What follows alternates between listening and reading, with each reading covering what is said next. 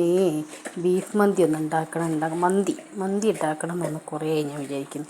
അപ്പോൾ ഞാൻ ചിന്നൊന്ന് ബീഫ് മന്തി ഉണ്ടാക്കാമെന്ന് വിചാരിച്ച് ആദ്യം ഞാൻ ബീഫൊന്ന് വേവിച്ച് കേട്ടോ. എന്നിട്ട് അതിലേക്ക് വേണ്ട പൊടികൾ ഞാൻ തന്നെ ഉണ്ടാക്കി.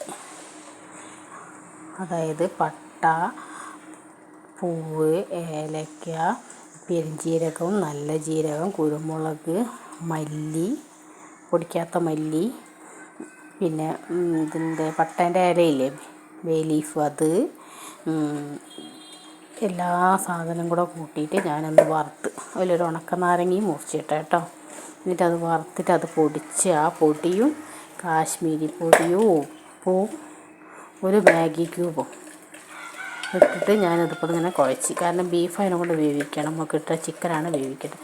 കാശ്മീരി മുളക് പൊടി ഇട്ടിട്ട് ഇളക്കിച്ചിട്ട് ഇനി ഇത് നമുക്ക് വേവിക്കണം. അപ്പോൾ ഞാനില്ല ഇത് എന്താണപ്പോൾ നമ്മളെ അരി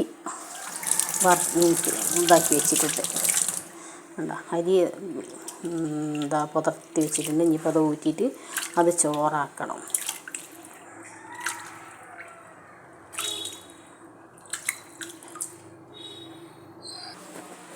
അങ്ങനെ വെള്ളം തിളപ്പിക്കാൻ വേണ്ടിയിട്ട് അടുപ്പത്ത് ഞാൻ വെച്ചിട്ടുണ്ട്. അതിലേക്ക് നമുക്ക് ഉണക്കനാരങ്ങ ഇട്ട് കൊടുക്കുക. പിന്നെ കുറച്ച് പട്ടയും ഏലക്കായും പൂവും കൂടെ കേട്ടോ. പിന്നെ 2-3 മറ്റേ ഇല. അതിങ്ങനെ ഫ്രിഡ്ജിൽ വെച്ചിട്ട് മോശമാപ്പോൾ ഒന്ന് കഴുകിയിട്ട് ഞാൻ ഇവിടെ തന്നെ വെച്ചതാണ്. അത് ഇട്ട് 2-3 മണി കുരുമുളക് ഇട്ട് കൊടുക്കാം.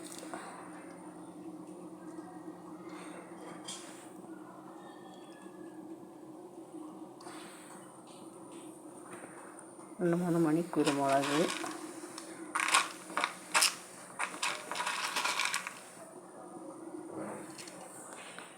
ഇട്ട് കൊടുത്ത് അല്പം മല്ലി,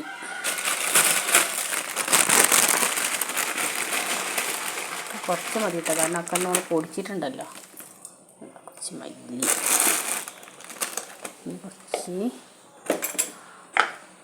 പെരുംജീരകം,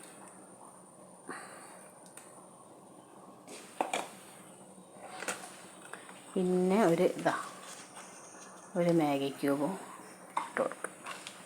ഇനി അവിടുന്ന് വെള്ളം തിളക്കട്ടെ കേട്ടോ. അതെല്ലാം സാധനം ഇട്ടിട്ടുണ്ട്. വെള്ളം തിളച്ച് വന്നാൽ ഞാൻ നമ്മളെ പുതർത്തി വെച്ച അരി ഉണ്ടല്ലോ, മന്തീൻ്റെ അരി ഞാൻ ഇതിലിട്ടിട്ടുണ്ട്. ഇത് നല്ലോണം ഒന്ന് വേവണം.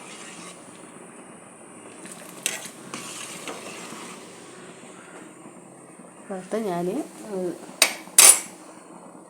ബിരിയാണി പോട്ട് വെച്ചിട്ടുണ്ട്. അതിലിപ്പോൾ ബീഫ് ഇട്ടിട്ട് ഓയിൽ ഒഴിച്ച് ബീഫിട്ട് നല്ലോണം ഡ്രൈ ആക്കി നമുക്ക് എടുക്കണം. മസാലേൻ്റെ മുകളിൽ ബീഫിൻ്റെ മുകളിലേക്ക് ചോറിടുമ്പോഴൊക്കെ എനിക്ക് മറന്നുപോയി. അതിൻ്റെ മുകളിൽ ചോറ് ഇട്ടിട്ട് 2 പച്ചമുളക് ഇങ്ങനെ കുത്തനെ ഇങ്ങനെ വെച്ച് കൊടുത്ത്, പിന്നെ കുറച്ച് മഞ്ഞ കളറും ചേർത്ത് കൊടുത്ത് ഇനി നമുക്ക് ഇളക്കി നോക്കാം കേട്ടോ. ഞാൻ ആദ്യമായിട്ട് ഉണ്ടാക്കുന്നതാണ് കേട്ടോ.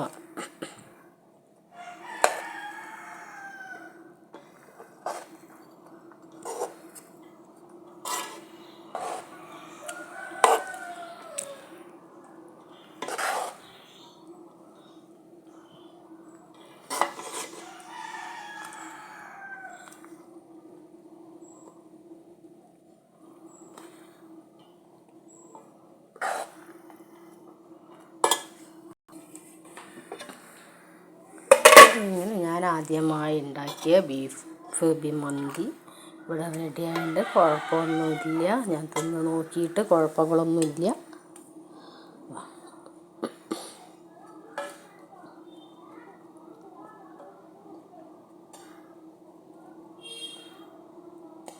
ഇത് ഇങ്ങനെ വേണ്ടിയിട്ട് ഇത് സാലഡ് ഉണ്ടാക്കിയിട്ടുണ്ട്. ഇത് പുതിന ചട്നിയാണ് ഉണ്ടാക്കിയിട്ടുള്ളത്. അപ്പോൾ ഇഷ്ടപ്പെട്ടെങ്കിൽ എല്ലാവരും ലൈക്ക് ചെയ്യുക, സബ്സ്ക്രൈബ് ചെയ്യുക, ഒന്ന് ഉണ്ടാക്കി നോക്കുക കേട്ടോ. നമ്മൾ വീട്ടിലുണ്ടാക്കിയ പോലെ തന്നെ, വേറെ ഇതുമില്ല.